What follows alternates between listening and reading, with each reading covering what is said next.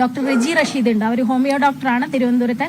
ഞാനും അവരുമാണ് ഈ കർഷക സമരത്തിൽ പങ്കെടുക്കാൻ ഡൽഹിയിലേക്ക് പോയത്. തിരിച്ചു വന്നു കഴിഞ്ഞപ്പോൾ എനിക്ക് രാഹുൽ മാങ്കൂട്ടം മെസ്സേജ് അയച്ചിട്ടുണ്ടായിരുന്നു, എന്തുകൊണ്ടാണ് നിങ്ങൾ ഞങ്ങളോട് പറയാതെ പോയതെന്ന്. അപ്പൊ ആ സമരത്തിൽ പങ്കെടുക്കാൻ വലിയ ആഗ്രഹം ഉണ്ടായിട്ട് പോയതാണ്.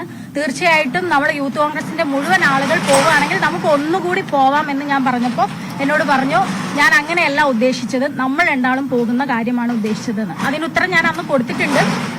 പിന്നെ അതിനെക്കുറിച്ച് എന്താ പറയാ, കൂടുതൽ ഞാൻ സംസാരിക്കാൻ നിന്നിട്ടില്ല.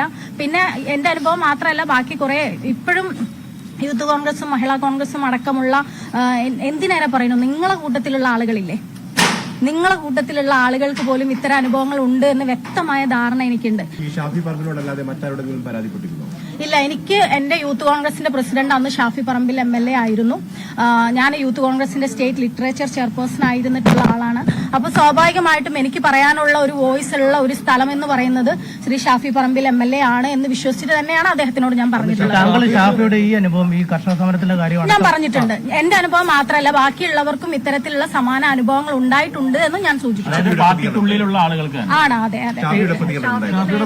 ഷാഫി പറമ്പിൽ എന്ന് പറയുന്ന ഇന്നത്തെ നമ്മുടെ ബഹുമാനപ്പെട്ട MP എനിക്ക് ഒരു പ്രതികരണം മറുപടിയും തന്നില്ല വാട്സപ്പില്. അദ്ദേഹം അത് വ്യക്തമായി കണ്ടിട്ടും ഒരു മൈൻഡ് പോലും ചെയ്യാതെ നിന്നു. പക്ഷെ ഇപ്പം പ്രശ്നം ഉണ്ടായപ്പോൾ ഞാൻ ഷാഫി പറമ്പിലിന് മെസ്സേജ് അയച്ചിരുന്നു. ഇപ്പൊ ഫസ്റ്റ് തുടക്കത്തിൽ മെസ്സേജ് അയച്ചിരുന്നു, ഞാൻ അന്നേ പറഞ്ഞിട്ടില്ലായിരുന്നോ എന്ന് ഞാൻ മെസ്സേജ് അയച്ചപ്പോ ഒരു സങ്കട സ്മൈലി അദ്ദേഹം എനിക്ക് ഇട്ടിട്ടുണ്ട്. കണ്ടു.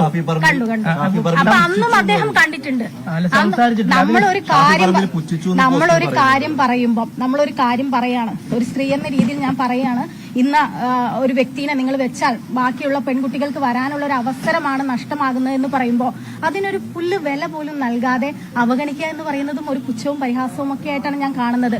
അത് മാത്രമല്ല, ജയസഖലിനെ പോലെയൊക്കെയുള്ള ഒരുപാട് ആളുകൾ ഈ യൂത്ത് കോൺഗ്രസ് എബിൻ വർക്കി തുടങ്ങിയ ആളുകളെയൊക്കെ മാറ്റി നിർത്തി ശ്രീ രാഹുൽ മാങ്കൂട്ടത്തിനെ വെക്കുമ്പോ അത് നമ്മൾ പറയുന്ന അഭിപ്രായത്തിനെ പുച്ഛവും പരിഹാസവുമാണെന്ന് വിശ്വസിക്കുന്നവരാണ്. ഷാഫി എന്ന് പറഞ്ഞാൽ താൻ ഒരുപാട് കഷ്ടപ്പെട്ടാണ് അദ്ദേഹത്തെ ആക്കിയത്.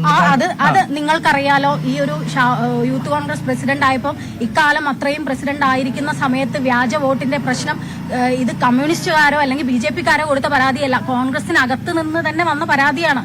യൂത്ത് കോൺഗ്രസിന്റെ പ്രസിഡന്റ് ആയതിന് അത് ശരിക്കും പറഞ്ഞാൽ ഉമ്മൻചാണ്ടി എന്ന് പറയുന്ന മഹാനായ ഒരു മനുഷ്യനുണ്ട് കോൺഗ്രസിന്റെ, അനിഷേധിന ഒരു നേതാവാണ്. കോൺഗ്രസിന്റെ എല്ലാ രാഷ്ട്രീയക്കാർക്കും പഠനമാക്കാനുള്ള ഒരു വ്യക്തിയാണ്. ഷാഫി പറമ്പിൽ ശ്രീ ഉമ്മൻചാണ്ടിയുടെ മഹാനായ ശിഷ്യനാണ് എന്നൊക്കെ നമുക്കറിയാം. പക്ഷെ ശ്രീ ഉമ്മൻചാണ്ടി നിർദ്ദേശിച്ച യൂത്ത് കോൺഗ്രസിന്റെ പ്രസിഡന്റ് ആരായിരുന്നു? ജയസഖിലായിരുന്നു.